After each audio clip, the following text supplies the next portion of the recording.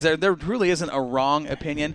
There's going to be multiple views on what we're going to talk about, and that subject. Do we want to have callers? Yeah, we want to have callers. Okay. So the secondary line for Northwest Dirt News, Crocker's Car call-in line is 360-910-6008. That is 360-910-6008. Corey is actually putting it up on the chat board right now. So if you want to call in, we'll talk about this. Remember, race fans, that opinions are opinions. Okay, so you take it as that. It's not to hurt anybody. It's not to sit there and put anybody down. It's not to sit there and say this is better than this other thing. It's just an opinion that is basically being out there that a lot of people are having either yays or nays about. So with that said, the phone lines are open. That subject we will be discussing from here on out is live streaming media from your racetrack. Live streaming. And it doesn't have to be a racetrack. It could be any event. But typically, specifically, since it's a racing-based show, we'll talk about live streaming from racetracks, pros and cons. Why don't we start with you, Corey? Let's just go around. Let's just put it out there. Let's start with Corey. Okay. I'll tell you right now, I think live streaming is a positive thing for racetracks. Okay? That can be argued, and we've had this argument with several people that have said, you're absolutely right. It is a good thing. There's been a few that have said, no, it's not. And I can appreciate and understand that point of view. Absolutely. But I think it's a good thing simply because being in media, it is nothing but free advertising for your racetrack. And I'm going to tell you, okay, so I was reading an article online that dealt with the subject, okay? That subject of live streaming, and one race promoter. He wasn't even the track owner. He was just the promoter. Actually, everybody saw it, hanging signs, no live streaming, you'll be asked to leave, put your phone, all that, okay? And he says in his argument that he personally knows of 6 people who stayed home to watch live streaming because they knew someone was going to live stream a race. Okay, here's my argument to this. Number one, I don't know anybody who's going to stay home intentionally to sit in their house and watch a live streaming on their phone or computer as it's being broadcast over Facebook. This is why. Number one, the quality of the video typically isn't very good. You don't get the sights, you don't get the sounds, you're not there. Okay, you can barely tell who's who because you even zooming in, it pixelizes. You can't see it. Okay, then here's the thing about it. He says he knows of 6 people who stayed home to watch this live stream and how that just really set him off. Okay, so let's talk about maybe the week before. Let's look at this point of view. Maybe the week before, 10 other people were in the stands broadcasting, okay? Or whatever you want to call it, live streaming. Let's say those 10 other people touch base, they put it out on their Facebook watching it. Their friends had no idea what's going on, that they're into racing or there was a racetrack locally, and they see this thinking, whoa, wait a second. That's where? I'm not too far from there. Now, you're worried about the 6 guys that stayed home when it brought in 45 new fans. Let's just say. Let's not worry about the 6 people that stayed home that are going to come back. Of course they're Let's talk about the new people that brings in. That's my argument. That's the pro for the live streaming. It is free, okay? It's not going to keep people out of your stands. People are not going to intentionally stay home to watch live. Who's going to live stream a race and you're going to sit there and watch it? And I've watched them. I've watched several people from, and I don't need to say any names, but I've watched several people that we all know. We've all done it, okay? It's a big racing community. Right. Live stream from, I can't tell you how many racetracks we've all seen live streaming from. Have you guys ever, let me ask you yes or no, have you ever watched a feature race, front to back, green to checkered, live streaming? I have once. Out of all my time, once. But with the problem with that, it's stop, go, interference, pixelizes, it can't catch, can't get Wi-Fi or whatever. It is poor quality. Now, mind you, I'll let you finish, and then please let it be my turn. The only race, and I will tell you this, the only race I have ever watched live streaming, entire race, and honest to God truth, was a trophy dash. Right. Okay, I've started watching features. I've started watching heat races that you know people in the stands. You catch it on Facebook, even after it's not even live and it's been posted.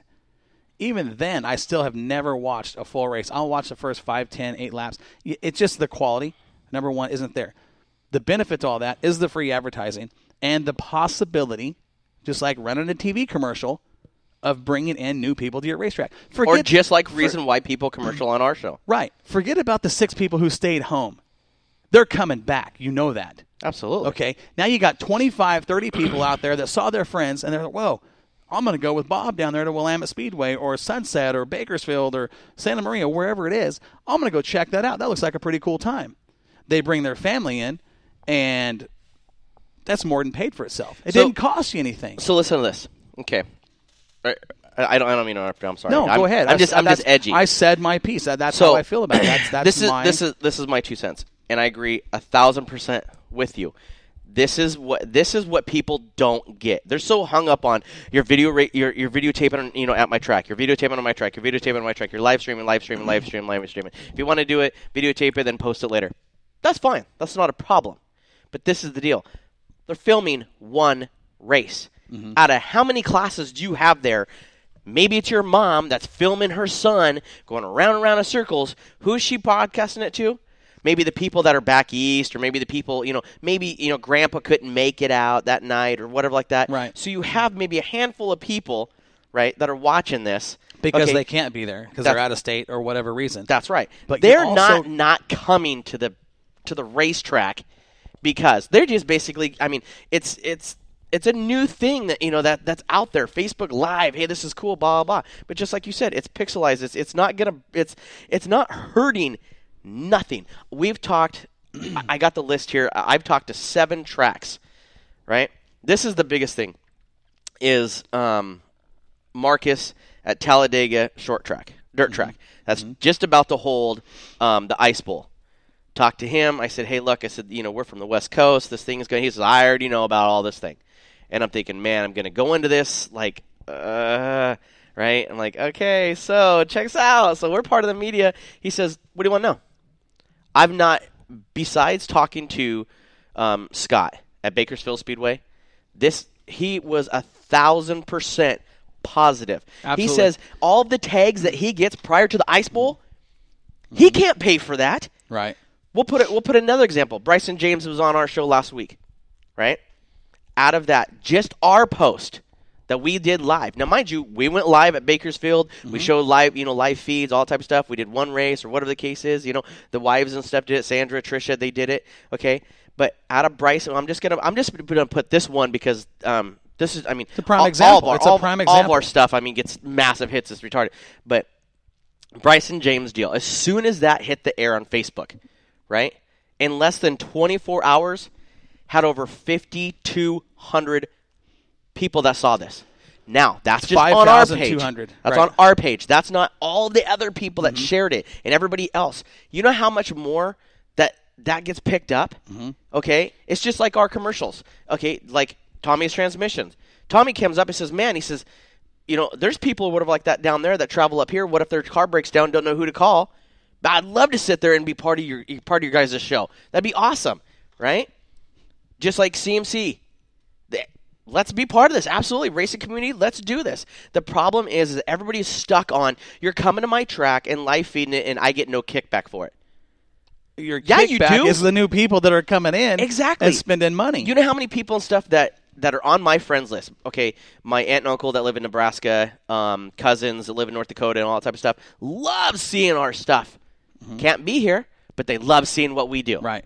So when they do come to town, when they come to town, exactly. And guess how many people that I've personally talked to at the track at Sunset Speedway that came up and said, "Man, we're here," and I go to everybody. We do. We do.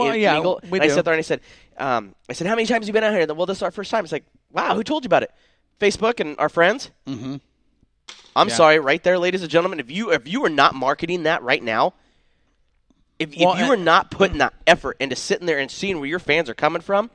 I'm sorry, but mom and pop that comes every single week, well, you already know that they're coming. Right. How are they're you coming. marketing to someone else down the street?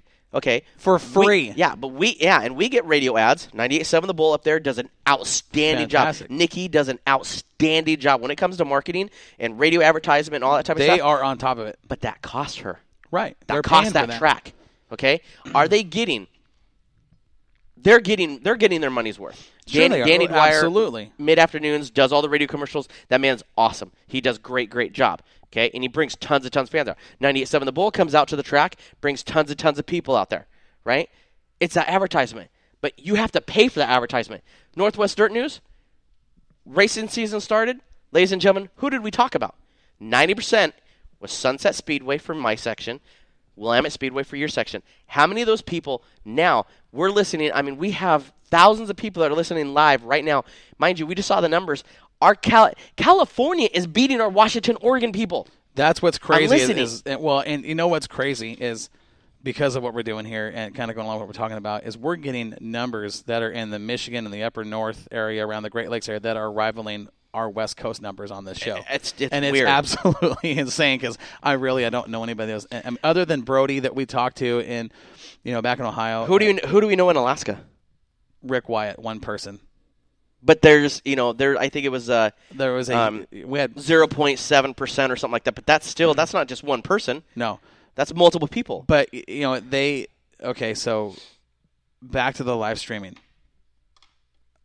To me, I can and this is going to be the argument you're going to get from track owners, promoters, and I appreciate it. I get where they're coming from as a business owner. I can understand, but I use live streaming to advertise as a positive to advertise Jetstream Aqua Massage, Northwest Dirt News, whatever it is, because it doesn't cost you anything to get people to look at your deal. Okay, and people are having fun watching it. Okay, and seriously, you're not gonna sit down on Facebook, even when certain cars were down at the Duel of the Desert last year, and every single race was live streamed. I couldn't watch a full race.